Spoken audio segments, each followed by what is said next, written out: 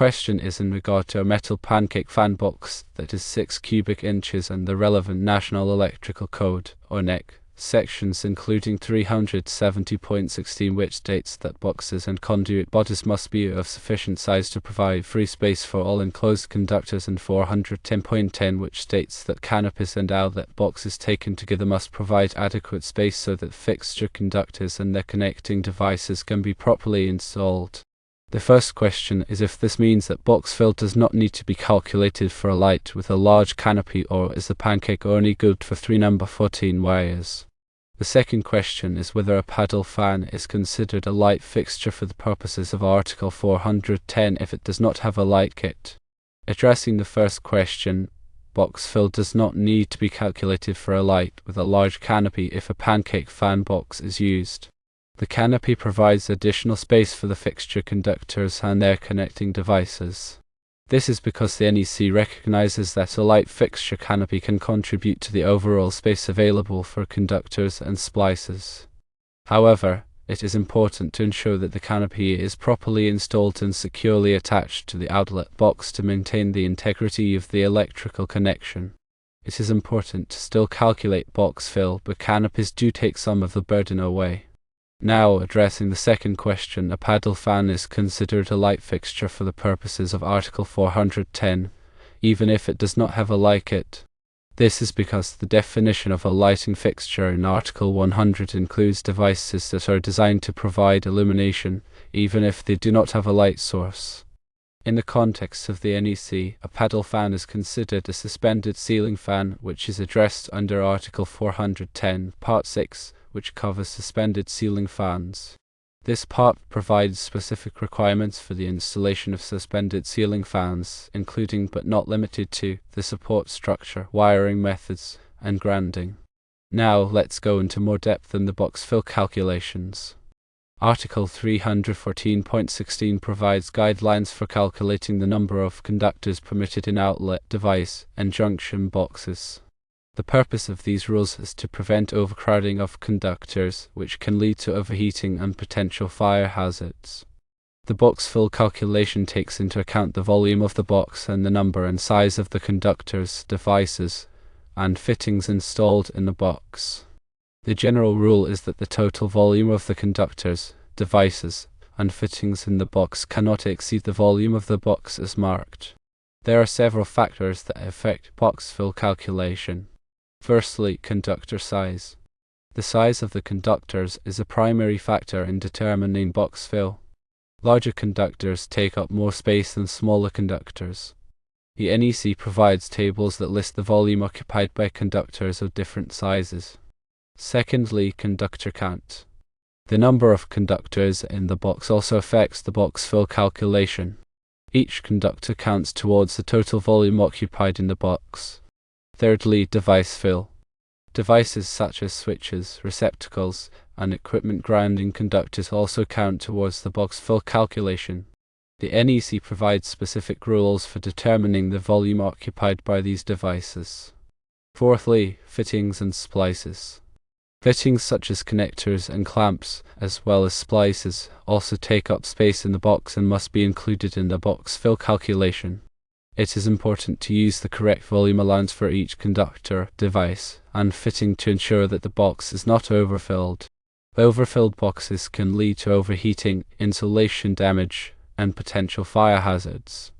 Now let's discuss the different types of boxes. There are many different types of boxes. Firstly, metal boxes. Metal boxes are typically made of steel or aluminum and are available in a variety of shapes and sizes. Metal boxes are commonly used in commercial and industrial applications due to their durability and ability to withstand harsh environments. Secondly, non-metallic boxes. Non-metallic boxes are typically made of plastic or fiberglass and are also available in a variety of shapes and sizes. Non-metallic boxes are commonly used in residential applications due to their low cost and ease of installation. Thirdly, pancake boxes. Pancake boxes are shallow boxes that are designed to be installed in ceilings or walls where space is limited. Pancake boxes are commonly used for installing light fixtures and other electrical devices in areas with low headroom or narrow wall cavities. Now let's discuss the NEC requirements for box fill.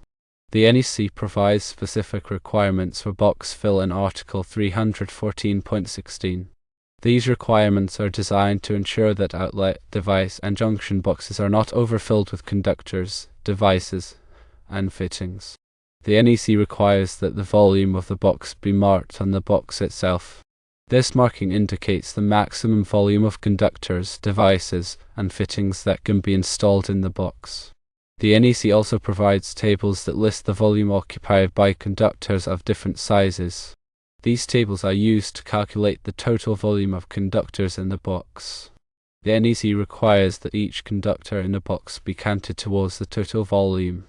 This includes both insulated and bare conductors.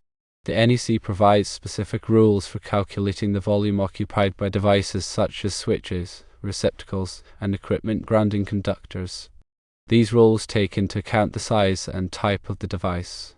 The NEC requires that fittings such as connectors and clamps, as well as splices, also be included in the box fill calculation.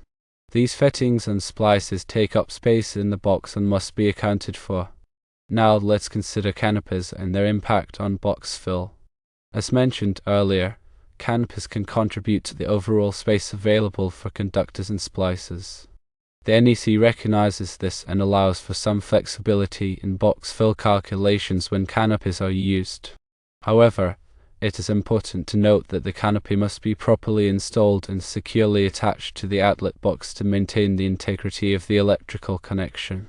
The canopy should also be large enough to provide adequate space for the conductors and splices.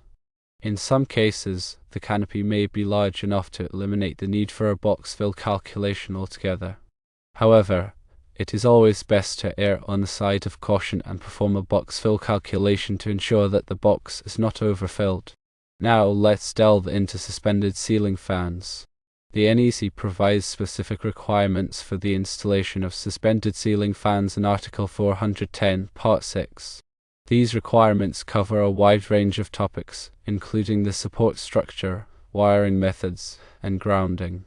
The NEC requires the suspended ceiling fans be supported by an outlet box or fitting that is specifically designed for fan support. These outlet boxes and fittings are typically marked with a maximum weight rating to indicate the maximum weight of the fan that can be supported. The NEC also requires that the support structure for the fan be capable of supporting the weight of the fan plus any additional loads that may be imposed on it, such as vibration or wind. The NEC specifies the wiring methods that are permitted for connecting suspended ceiling fans. These wiring methods include rigid metal conduit, intermediate metal conduit, electrical metallic tubing, and flexible metal conduit. The NEC also requires that the conductors used to connect the fan be of the appropriate size and type for the application. The NEC requires that suspended ceiling fans be properly grounded to protect against electrical shock. The grounding conductor must be connected to the equipment grounding terminal in the outlet box or fitting. It is important to follow all of the NEC requirements for the installation of suspended ceiling fans to ensure that the installation is safe and code compliant.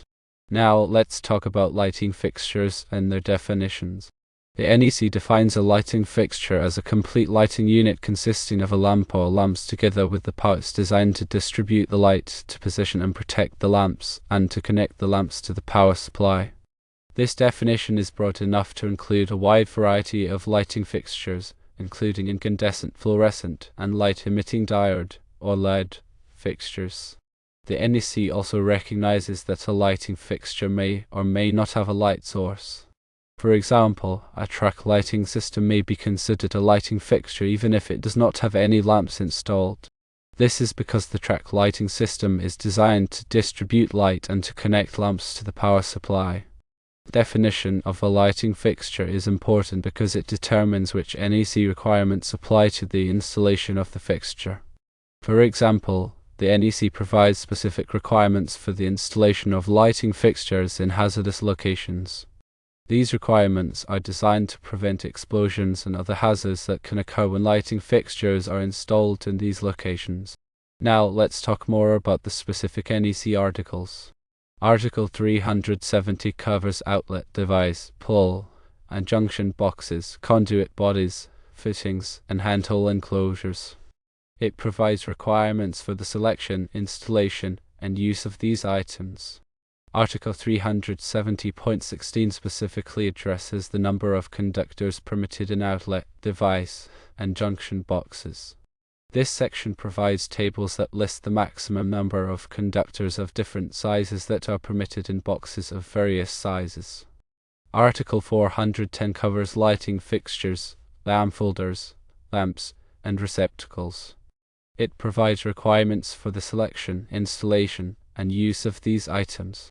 Article 410.10 specifically addresses the space requirements for lighting fixtures. This section requires that lighting fixtures be installed in a manner that provides adequate space for the fixture conductors and their connecting devices. Article 100 provides definitions for terms used in the NEC.